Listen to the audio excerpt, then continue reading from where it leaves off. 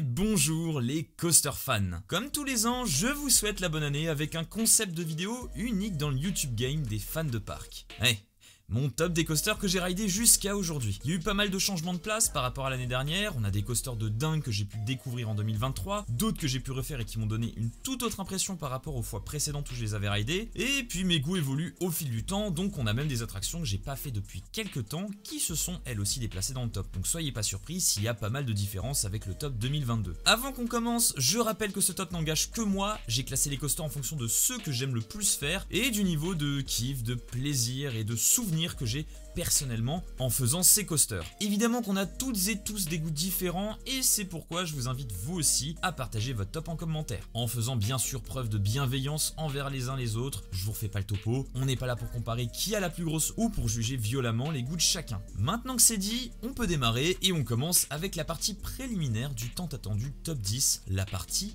top 15. Alors la 15e, 14e et 13e place sont des coasters que j'ai un peu de mal à départager. C'est pas forcément des machines de guerre qui explosent tout, mais c'est trois coasters du même constructeur, coasters tous les trois efficaces qui ont chacun leur point fort et dont je ne me lasserai sans doute jamais. Il a quand même fallu les départager et voici le 15e, Flug der Dämonen à Heide Park. Alors Dämonen, c'est l'utilisation parfaite du style wing coaster. Donc c'est ce genre de coaster de chez Bolliger & Mabillard, vous savez, avec deux bras de chaque côté, deux sièges à droite, deux sièges à gauche. C'est planant, il y a du hanging, on pendouille dans le fauteuil, on se sent partir sur le côté, ça fait des bons effets de latéraux, des passages sinueux, ça ralentit et réaccélère à des moments surprenants parce que le train est assez lourd et assez long. Pas du tout une bombe d'intensité et c'est normal, c'est pas ce qu'on vient y chercher. Mais c'est sacrément amusant. L'enchaînement assez particulier entre les différentes inversions vous donnera beaucoup de mal à anticiper les différents éléments et ça en devient presque désorientant. Il était plus haut l'année dernière dans mon top, mais je pense que la hype est depuis redescendue, mais ça reste quand même, il faut le noter, un coaster coup de cœur que j'ai hâte de pouvoir re-rider le plus tôt possible. Numéro 14, c'est Black Mamba à Phantasialand. C'est le plus beau BM qu'il m'ait été donné de faire. Point. C'est un classique, selon moi souvent surcoté, les gens le mettent un petit peu plus haut, mais il reste un coaster qui vaut sacrément le détour. Comme Flug der Dämonen, c'est une utilisation parfaite de son style. Ici on est sur de l'inverted coaster de chez BM, donc c'est les coasters inversés de ce constructeur, avec de l'intensité et de la rasemotte. On frôle les murs, on frôle les décors, c'est exceptionnel, et c'est tout ce qu'on attend de ce genre de modèle. Parfois c'est bien quand c'est un petit peu plus aérien, mais pour Black Mamba il remplit très bien les cases de ce qu'on attend pour un petit inverted coaster de chez BM. La 13e place, il a fallu trancher, c'est Silver Star à Europa Park. C'est un hyper coaster, donc des coasters un petit peu plus gros, censés être basés plus sur de l'airtime, des moments où on va flotter dans le fauteuil. Et pour Silver Star, bon, c'est pas forcément le meilleur dans ce style de ce que j'ai entendu. Moi, c'est le seul du modèle que j'ai testé jusqu'à maintenant, mais je trouve qu'effectivement, c'est pas une bombe d'intensité. Mais en l'ayant redécouvert cette année, je me suis sacrément bien amusé dedans. Au premier rang, ça trace tellement qu'on n'entend plus rien, même si on a ces petits moments de flottement et pas forcément des grands moments d'airtime. Et pourtant, au dernier rang, bah là pour le coup on se fait tirer avec légèreté de notre siège et à chaque sortie de camelback, on sent qu'on flotte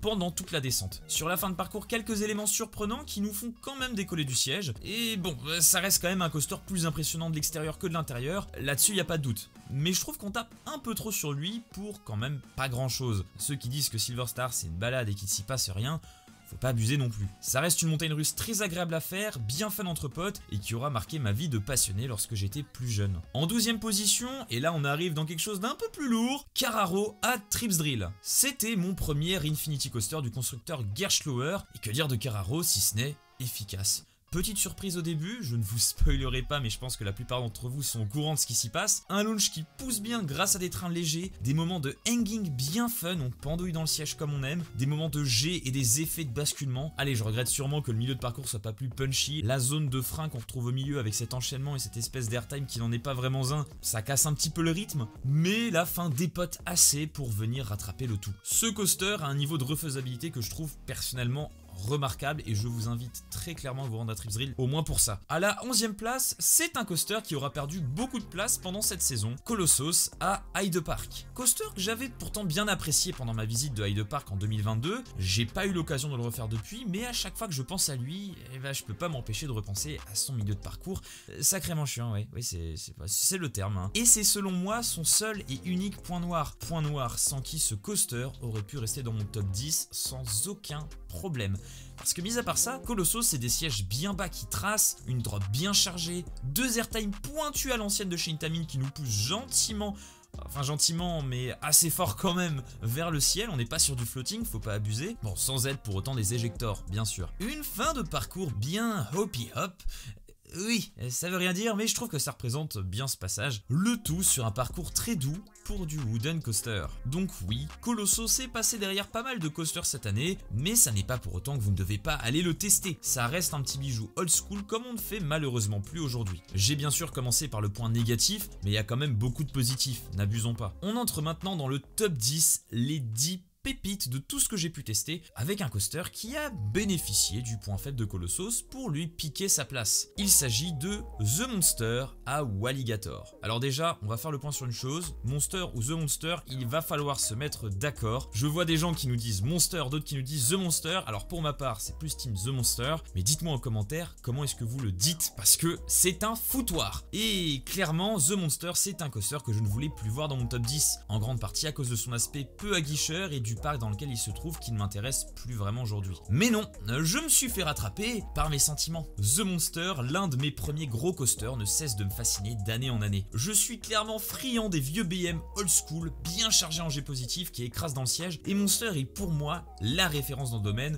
auquel j'ai été biberonné pendant des années. Et ça a été la raison pour laquelle pendant pas mal de temps j'ai eu du mal avec Black Mamba. Black Mamba c'est très bon, et c'est un coaster qui maîtrise très bien ce côté G positif qui t'écrase bien dans le siège, dans les creux et dans les inversions. Mais en fait, comme The Monster c'est un coaster qui pousse énormément, voire trop, et qui dépasse les limites du genre, et bah forcément les autres paraissent fades à côté. Mais non, The Monster c'est juste que c'est pas normal en fait. Un rugissement digne de la Golden Era de BM grâce à des roues en nylon, des inversions surdosées, des sorties de siège comme pas permis, enfin bref, une pépite française selon moi, peut-être un des meilleurs invertis d'Europe voire du monde, qui mériterait qu'on y accorde plus de soins et d'importance. C'est clairement pas pour tout le monde, ça reste un peu brut et parfois très intense. Perso c'est le niveau que j'attends d'un inverti de BM, et c'est devenu, comme je vous l'ai dit avant, ma référence en termes de Bolliger et Mabillard old school. Et donc avec tout ça, hâte de tester Katoon et Nemesis et voir ce qu'ils ont à proposer, parce que eux apparemment c'est aussi des petits bijoux en la matière. Numéro 9, découvert de 2023 et mon coaster BM préféré, Phoenix à Toverland. Vous prenez le genre de The Monster et vous partez à l'opposé total. Clairement pas le coaster le plus intense qui m'ait été donné de faire, même si bien plus costaud pour le coup que Flug der Demonen. On est sur le même modèle comme vous le voyez en vidéo, c'est un wing coaster de chez BM. Phoenix, c'est certes un peu trop court, mais l'ambiance globale du coaster m'a charmé dès mon premier ride. Vous plongez dans une vallée entourée d'arbres, un long floating qui vous fait planer à travers Avalon, qui est le land thématique dans lequel il se développe, un Himmelmann qui vous donne l'impression de chuter doucement à travers la zone lorsque vous êtes installé à l'arrière du train, des moments de jet à ras du sol, donc on retrouve une fois de plus de la rasemotte, du latéral comme j'aime bien sur ce genre de modèle, et voilà, Phoenix est un coaster que j'adore non pas pour des éléments marquants, mais plutôt pour un package global, une ambiance venant de sa zone et des sensations qui collent parfaitement avec le thème du coaster. Numéro 8, Flurt von Novgorod à Hansa Park. Alors, deux gros points forts pour Novgorod. Le premier, c'est son ambiance dark, très travaillée, remplie de surprises, et s'il vous plaît, ne vous spoilez pas Novgorod, vous en serez content le jour où vous aurez l'occasion de le rider. Deuxième point fort, son launch. Le launch de Novgorod est le plus puissant qui m'ait été donné de faire. On n'y voit rien, une fois de plus, train léger à la Gerschlauer, donc ça trace. Le reste du layout n'est pas forcément exceptionnel, excepté un airtime bien pointu qui fait quasiment fils de top hat, tant il est incliné et fort en G négatif. C'est un coaster expérience très surprenant quand on ne sait pas ce qui nous attend pour notre premier tour, et toujours aussi cool quand on y retourne. Mention spéciale au pré-show dans la gare, sans doute l'un des éléments les plus mythiques du coaster, qui vous mettra en 2-2 dans l'ambiance. J'aimerais vous en dire un petit peu plus, mais je peux pas dans ce top, j'ai pas envie de vous spoiler, mais pour ça je vous ai prévu un prochain épisode de MHA sur le sujet, où je rentrerai un petit peu plus dans les détails, et où bien sûr je mettrai des alertes spoilers pour celles et ceux qui voudraient garder la surprise. Donc je vous donne rendez-vous d'ici quelques temps pour cet épisode sur Novgorod. À la 7ème place, hey, alors lui non, j'aurais jamais cru, hein, c'est Wodan à Europa Park. Ouais, j'ai été tout aussi surpris que vous, hein. Mais ça serait me mentir à moi-même que de le mettre plus bas dans ce top. Wodan, c'était la claque 2023. C'est-à-dire qu'il est passé de top 20 et quelques à top 7. C'est indécent. Oui, c'est indécent, voilà. Et pourtant, je vous avais prévenu en septembre après mon ride de Wodan, hein. Genre, c'est une pépite, je me demande si limite on n'est pas dans mon top 10. Je n'ai rien compris à ce qu'il s'est passé. Alors, est-ce que mon avis a autant changé parce que j'osais pas le mettre aussi haut dans mon top à ma dernière visite de 2017? J'étais peut-être un petit peu plus timide, plus dans le politiquement correct, et qu'effectivement normalement personne ne met Wodan aussi haut dans son top? Ou bien est-ce qu'il s'est vraiment bonifié avec le temps? En me connaissant moi-même et en ayant eu plusieurs retours récents d'autres personnes sur Wodan, je pense que c'est un peu des deux, parce que je suis pas le seul à avoir eu un avis assez positif cette année sur Wodan. Ce coaster, c'est tout ce que je recherche dans un coaster GCI. C'est fluide, ça trace, on traverse plusieurs zones du parc à toute blinde, des virages un peu en wave propre à GCI qui vous reclaquent vers les virages suivants bien sèchement, et surtout, ce dont je ne me souvenais pas dans Wodan, des bons instants de floating. Ça non, on ne se fait pas arracher les jambes, c'est pas un airtime type éjector, mais on plane en se faisant balloter de gauche à droite. Franchement, quel kiff. Je l'ai toujours fait au premier rang, donc je saurais pas vous dire ce qu'il vaut à d'autres places, mais puisqu'on a le choix avant de monter à bord, ça a clairement pas d'incidence sur mon avis. Je suis clairement tombé amoureux de ce coaster. Cette année, j'ai été déçu par pas mal de wooden coasters, et Dieu merci,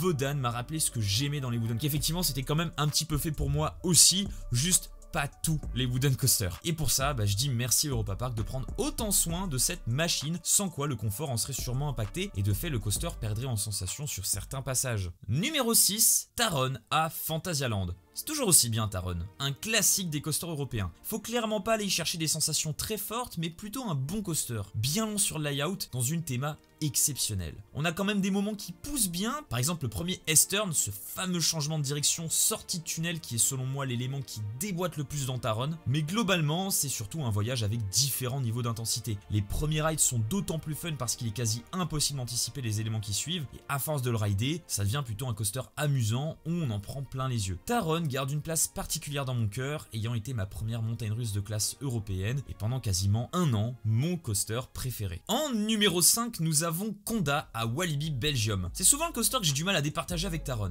Pour le coup, Conda n'a pas droit à une théma époustouflante. Sur la fin du parcours, je trouve qu'il manque un peu de peps. Je l'ai revu la dernière fois que j'y suis allé en hiver, c'est une calamité tellement le coaster est froid. Et les trains dont il dispose ne sont selon moi pas les meilleurs pour ce genre de coaster. J'aurais préféré soit des trains peut-être un peu plus hauts dans le style de Taron, mais même comme ça, je pense que ça aurait été un petit peu trop lourd. Non, je pense que pour ce genre de coaster, pour les méga coasters Intamin, il n'y a rien de tel que des coasters très ras du sol, type Expédition GeForce ou Goliath à Walibi Holland. Pour moi, c'est la crème de la crème, mais ça n'est que mon avis. Et pour le coup, ce qui joue en la faveur de Conda, c'est cet enchaînement de 3 éléments du début absolument dantesque. Une first drop bien twistée qui vous éjectera du siège lorsque vous prenez place au dernier rang, un premier camelback tellement long qui pousse plutôt bien, sans doute l'un de mes éléments préférés tout coaster confondu, et un deuxième qui part plus vers l'extérieur et qui vous donnera l'impression de vous faire tirer vers Calamity Mine situé plus bas. Le reste est certes fun, mais aurait selon moi mérité un peu plus d'intensité, peut-être avec des éléments plus pointus, plus inclinés, pour accentuer certains moments d'airtime et en faire de vrais éjectors comme c'est nous les faire Intamin sur ce genre de coaster. Petit bonus, vous l'avez peut-être vu dans mon dernier vlog à Walibi, j'ai pu découvrir récemment Conda de nuit et c'est clairement une expérience à faire. Le coaster étant en plein milieu de rien, dans le fond du parc, sans lumière, ça colle parfaitement avec la vibe de la bête et c'est là que Conda devient à mon sens réellement un banger européen. Hâte donc de le tester en nocturne d'été puisqu'il aura à la fois vachement chauffé et qu'il sera dans le noir, ce qui est selon moi la condition parfaite pour le faire. Numéro 4, Toutatis au parc Astérix. Le petit nouveau ouvert en 2023, Toutatis est devenu le coaster français de référence, une pépite que les passionnés de l'Hexagone attendaient depuis trop longtemps. Il a été pendant quelques temps mon nouveau top 1 après ma visite d'Astérix au mois de mai, mais une fois la hype de la nouveauté redescendue, j'ai décidé de le passer un peu plus bas dans mon top. Toutatis n'est pas un coaster qui dispose d'éléments phares, contrairement à un Conda par exemple. Ici à l'inverse, c'est plutôt l'ensemble, le layout complet qui fait de lui un incontournable. On retrouve plein de sensations différentes, on a du hanging, du petit éjector, des instants plus doux, de la vitesse, et c'est une fois le coaster terminé qu'on réalise que le tout est très bon, voire excellent. Il a en plus cet avantage d'être segmenté en 3 parties bien distinctes. On a la première partie avec le premier launch, cette espèce de stall un petit peu particulier qui nous fait pendouiller dans le siège, des petits airtime sur le côté. Deuxième partie avec le triple launch, très particulier, assez unique comme élément et bien puissant. Et puis la fin de parcours qui est un peu plus dans le style de ce qu'on va retrouver sur un Velocicoaster par exemple, avec du stall, avec de l'airtime, avec des espèces de changements de direction. Et donc ces 3 parties là font que Toutatis a en quelque sorte 3 coasters en un, 3 petits coasters qui vont ne faire qu'un seul coaster et donc va donner l'impression d'une expérience encore plus longue que ce qu'elle n'est réellement. J'ai aussi été très charmé par l'ambiance de la zone et de la thématisation du coaster en tant que tel. Cette ambiance un peu Astérix, vite fait Camelot, vite fait.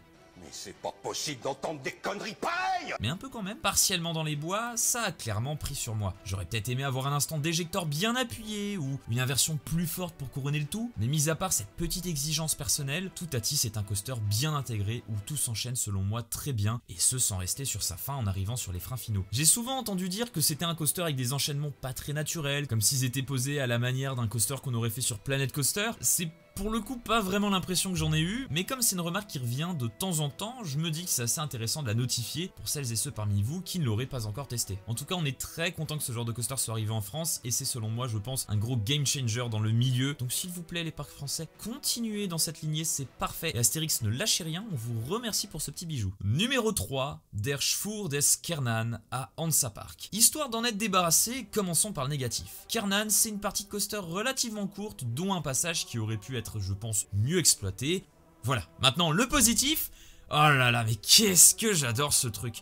Kernan, c'est une ambiance cauchemardesque, et côté sensation et visuel, c'en est même débile tant le coaster est aberramment haut, dans sa tour de plus de 70 mètres de haut. Mais regardez-moi comment c'est abusé. Le truc, on le voit de quasiment tout le parc. C'est aberrant, c'est n'importe quoi, ça ne devrait pas exister. On a une forte sensation de vitesse, plus forte que dans la plupart des autres gros coasters que j'ai pu tester, et en grande partie dû au fait que Kernan frôle le sol à presque chacun de ses virages. Et vous l'avez compris, à force, j'adore les Razmots. Et là, c'est pas mal. Vraiment pas mal. On a aussi 2 pics d'airtime plutôt poussifs, et voilà, le reste se cache à l'intérieur, et comme pour Novgorod, je ne vous en dirai pas plus. Bon allez, pour celles et ceux qui s'en foutent du spoil, j'ai sorti un épisode de MHA sur le sujet, que vous pouvez retrouver en haut à droite en fiche. Mais donc voilà, Kernan c'est ambiance, théma, vitesse et petits pics de puissance à certains endroits. Tout va tellement vite qu'on a presque du mal à comprendre ce qu'on vient de faire en arrivant sur la zone de frein. Et c'est pourquoi il est essentiel de tester ce coaster en journée de faible affluence, puisqu'il fait clairement partie de ces coasters que vous devrez tester un bon paquet de fois pour bien les comprendre. À mon grand regret, je n'ai pu faire que 3 tours sur la bête, et clairement c'est pas assez. Ah, et mention spéciale pour ce changement de direction en sortie de virage. Pour les amateurs de coaster à rythme, vous resterez peut-être sur votre faim parce qu'on a des passages un peu plus linéaires, mais si comme moi vous êtes sensible au storytelling dans les attractions, que vous êtes féru de vitesse et de coaster improbable, alors Kernan saura sans doute vous envoûter comme il se doit. En deuxième position, nous retrouvons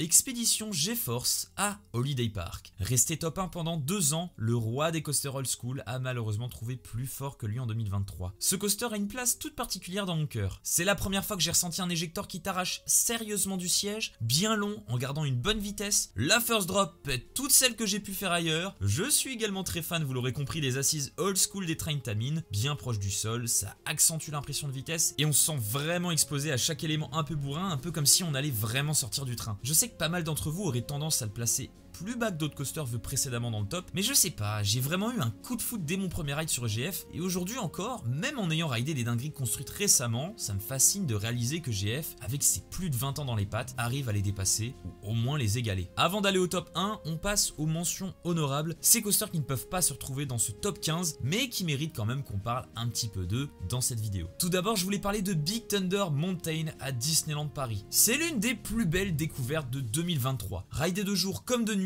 l'ambiance de l'attraction est maîtrisée à la perfection. Mais de par la quasi-absence de sensations, BTM ne peut pas se retrouver dans mon top 15. Donc c'est un chef-d'œuvre pour l'ambiance, mais ça reste très familial niveau coaster. Dans ces mentions honorables, retrouvons également Troy à Toverland. C'est un coaster en effet très sympa, mais que je n'arrive définitivement pas à apprécier. En tout cas, je pense à sa juste valeur. C'est un coaster que je sais que beaucoup de gens ont tendance à apprécier, voire à adorer. Et moi, c'est pas du tout mon cas. Je le trouve un peu trop bourrin, mais pas que dans le bon sens du terme. Des fois tu te fais vraiment charcuter la gueule sans forcément avoir les sensations qui vont avec, et puis c'est peut-être même un peu trop long. Je pense que c'est une des rares fois de ma vie où j'ai reproché ça à un coaster, mais quand j'arrive sur les freins dans Troy, je me dis il y a des trucs qui auraient pu être retirés et le coaster aurait quand même été incroyable. Et puis je pense que globalement, en dehors de ça, c'est un coaster qu'on m'avait malheureusement trop survendu, donc à voir. Faudra peut-être retester un jour, que je me refasse un avis dessus, mais je l'avais ridé 3 fois pendant ma dernière visite à Toverland, et les 3 fois j'étais en mode bon, ben c'est cool, mais voilà. Et puis un coaster dont il faut absolument que je parle pour clarifier les choses, Fly à Phantasialand. Et oui, parce que l'année dernière, Fly était très haut, mais vraiment